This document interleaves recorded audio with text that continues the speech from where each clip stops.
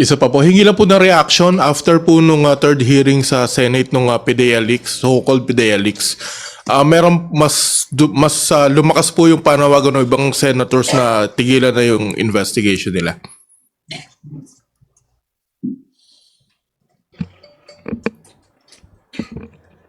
Senate hearings and congressional hearings are actually paid by taxpayers' money.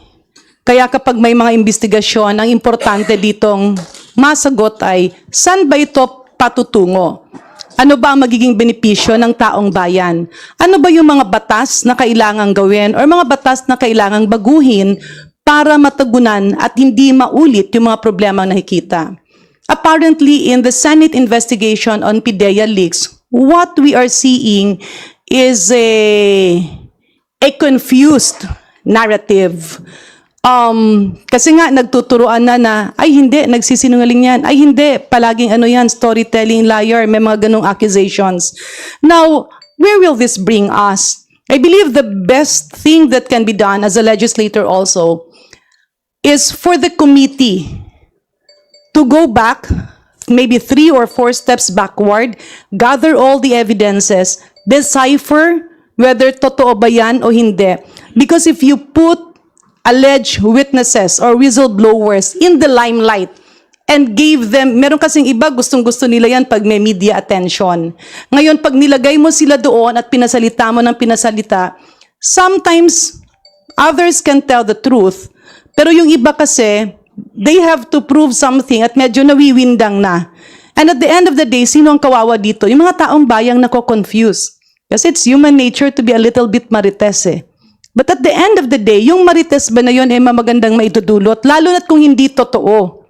Now, will that lead to instability of the country? Because people will be getting confused. And leaders are being accused. Paano naman yung mga, kasi ako naranasan ko yan na may mga magte-testify na kunyari expert tas hindi naman expert.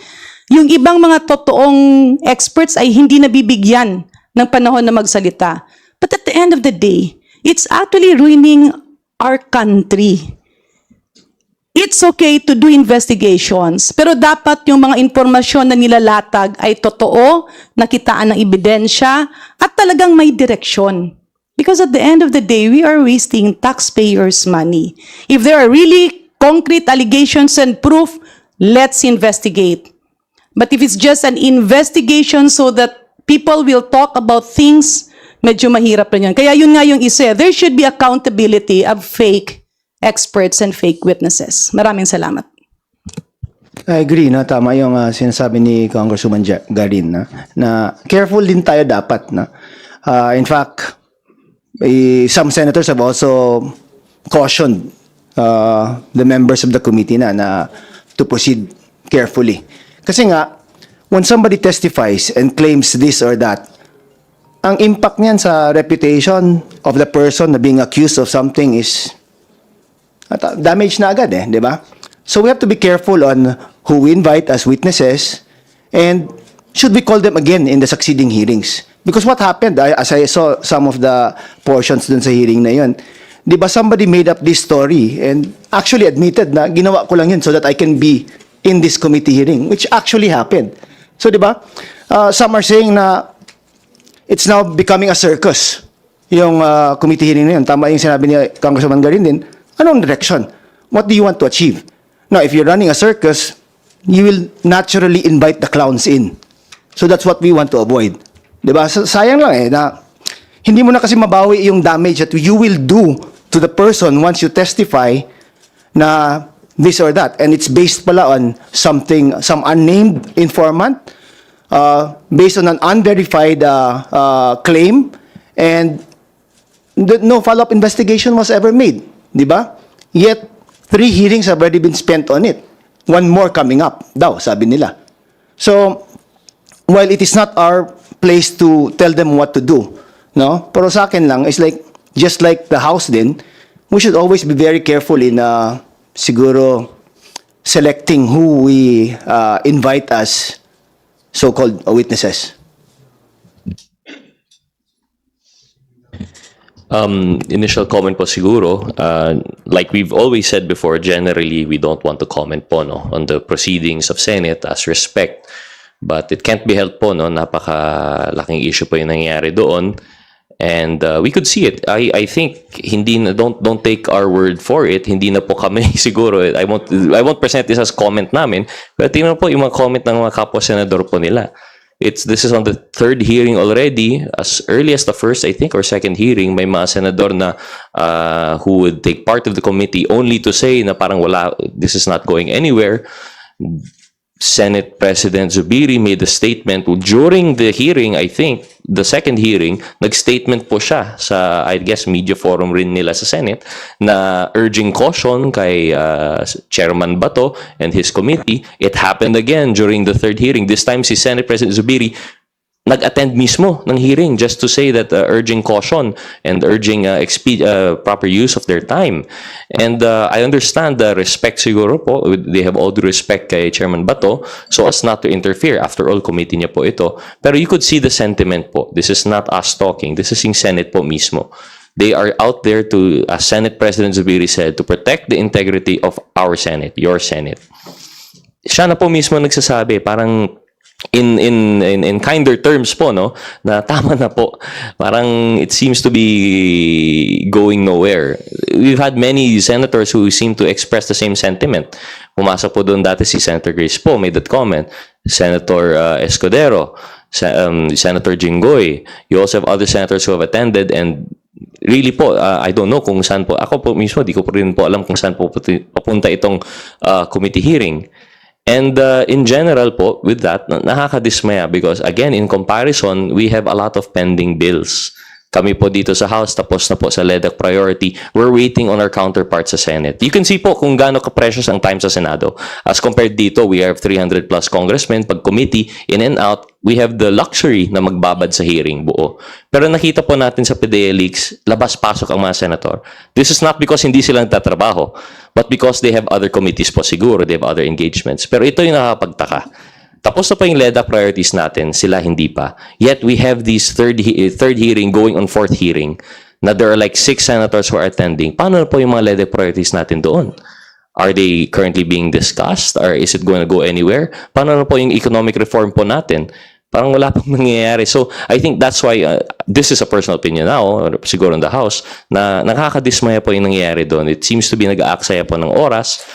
And if you look at the hearing, 3 hearings na po yan, nagkaroon lang ng clarity at the very last hour nung pumasok po yung discussion between Senator Escudero and Attorney De Valle ba yun? Attorney De Villa. When they had the discussion on yung PDEA leak na mismo, doon lang nagkaroon ng clarity. And I think then and there, natapos na po yung issue ng inquiry.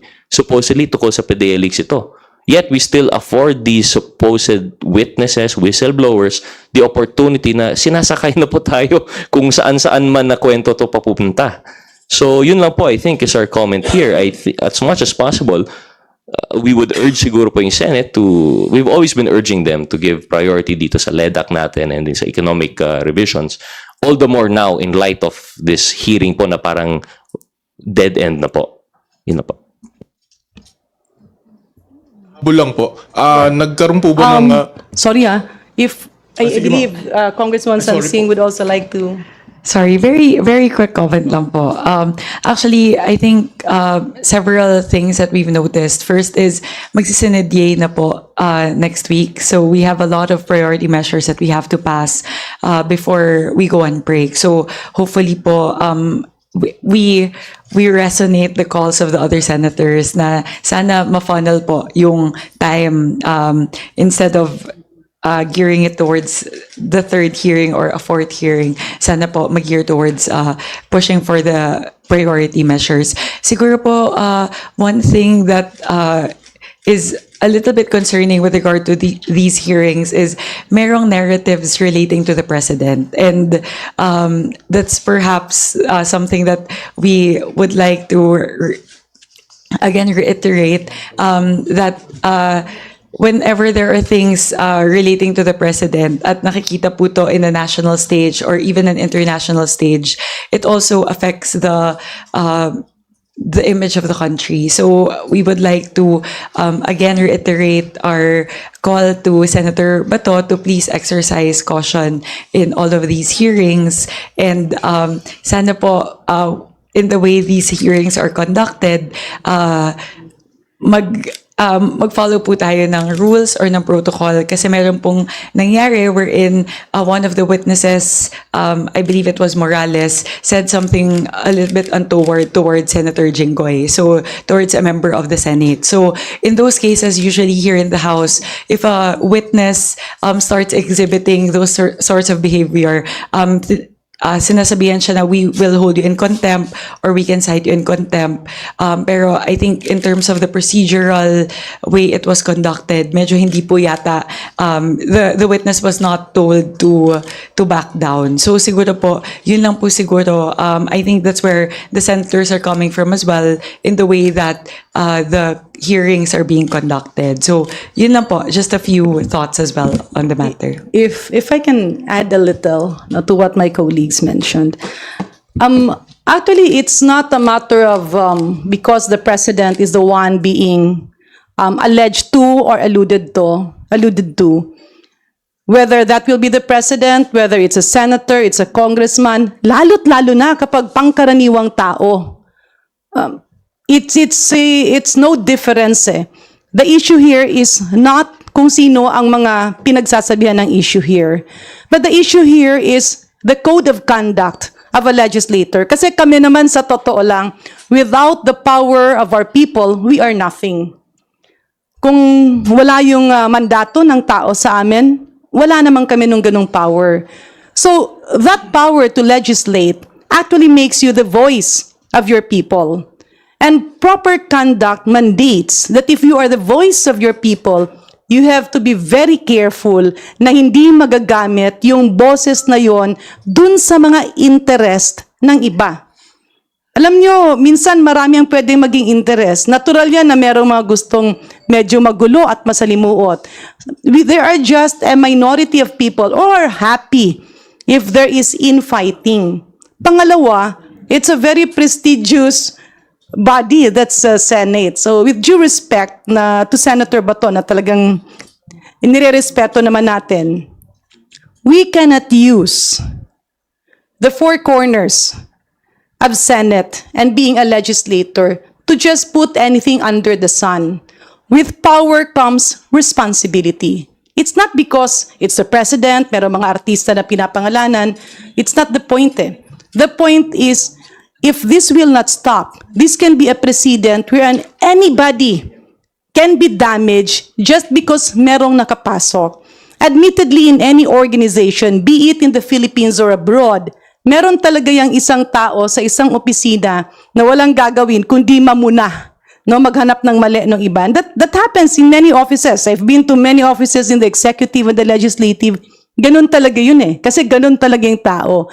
So there are offices na merong mga tao dyan na walang ibang gagawin, kundi maghanap ng mga diferensya, mag-report or magmarites sa ibang mga opisina. But the real workers will become victims to this. Kasi yung mga taga-ikot at taga-intriga, pag hindi mo i-validate yun, ang mga natatamaan ay yung totoong nagtatrabaho. So how can we now deliver to our people if we will have a system like this that unvalidated witnesses will be given the platform? Because, I mean, as a doctor, merong iba dyan na sa psychology nila, let me have that 2 cents worth of getting the limelight. Mapupunta ka sa media, titingnan ka ng lahat. Yung iba niyan, baka nga medyo na bola. Mga ganong bagay, no? I mean, pwedeng hindi ito nangyari, but as we are seeing the investigation, it's unfolding that there is no proper vetting of who will be given that microphone. Yes, the precious time of Senate is being dragged kasi nga maraming ang kailangang ipasa. Pero hindi lang yun eh. Andun yung power na binigay sa atin na temporary, na dapat nating pangalagaan, na hindi natin pwedeng gamitin para siraan yung iba unless there is really a clear basis. Again, with our power comes responsibility. With that responsibility is to make sure that the voice of the people at the legislative power will not be used by some interested parties. It's not about the president, it's not about actors or actresses and prominent people. Paano na yung iba? Na kung walang-walang laban, kaya lang hindi sila makalapit sa isang senador at may lumapit doon at nanira ng ibang tao that will push them down to mental jeopardy. So we as legislators should be responsible to filter real, accurate witnesses. Habol ko lang po, do you think po na put in question yung leadership ng Senate on how they handle yung PDEA leaks investigation?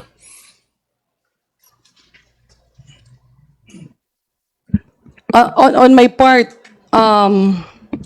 hindi naman siguro because Senator Miggs is coming out, no, as I've heard from our colleagues. But I believe this is the best opportunity for the Senate leadership to come out in the open and call a spade and put order within the Senate. We acknowledge the presence of House Committee on Women and Gender Equality Chairperson and Bataan 1st District Representative Geraldine P. Roman. Thank you for joining us, ma'am. Good morning, everyone. Dun sa leadership na, well, Senate President Miggs has several times made a comment na about being cautious about it, no? But at the same time, he said that he also respects the committee system of the Senate. So I don't think it's really an issue on leadership, but rather siguro intent or purpose of the continued hearings on the PDEA leaks. I think that's where we should question. Kung ano ba talaga ang gusto nilang maabot. May I add? Yes. Yes, ma'am, go ahead. We recognize the independence of the legislative branch of government. We are co-equal with the executive.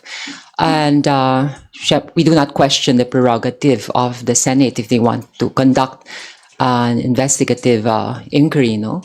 But let us be reminded that these acts, these investigations have a sole purpose of trying to improve legislation. So as my colleague said, what is the point? What is their real intention? You know, when I view things, how they are conducting this inquiry, and I look back at the past administration, I can't help but wonder, what is the real intent of Senator Bato de la Rosa?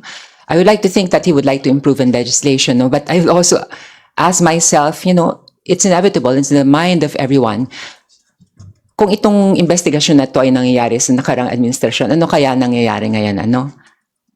Parang merong kakulangan ng paggalang sa pagkatao ng ating Pangulo, pati ngayon kino-question, malinaw naman lumalabas sa press na negative siya. Bakit natin pinagpipilitan? So, nananawagan ako sa aking kaibigan, Senator Bato de la Rosa, maybe you should focus your energy on more productive and matters that really concern our citizens in the country. Katulad nga mamaya, siguro mapag-uusapan din natin yung ating rice tarification law, yung anti-discrimination bill based on sexual orientation, gender identity, and expression, and so many other legislative measures that are more pressing and more urgent, no? So, para sa akin, it's a waste of time, really.